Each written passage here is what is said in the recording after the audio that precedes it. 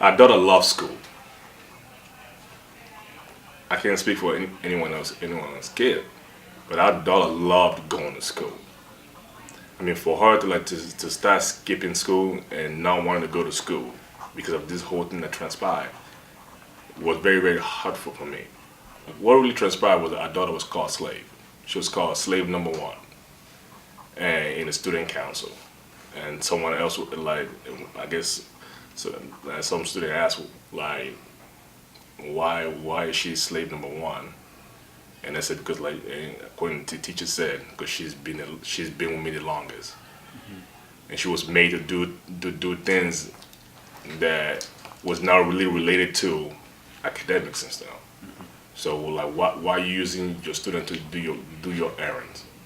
Like the thing that she was saying and like asking why do I have to be called a slave? I mean what like that just things that she went through that.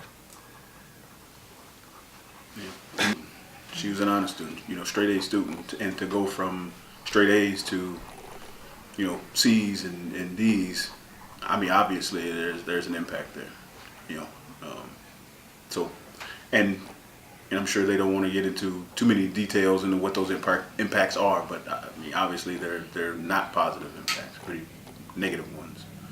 I mean, it started with us going to board meeting after board meeting, which is what Theo mentioned before, trying to get a solution, trying to get a response, and it just didn't happen. They kind of tried their best to push it under the rug, brush it under the rug, if you will, which I think is pretty typical. So, it was almost a forced thing. It was the only way to get them to react, if you will. If we have to stand on top of the table at a board meeting to demand a decision to be made or an action to take place of what has transpired in the classroom, why do we have to go to a board meeting after board meeting after board meeting after board meeting and pretty much and we felt like we're getting bullied by the teachers by coming in there with their union shirts and taking up the front rows. I mean, in the board meeting and just things like that. I was like, okay, we're just trying to ask questions. How, like, you answer what is going on with our children.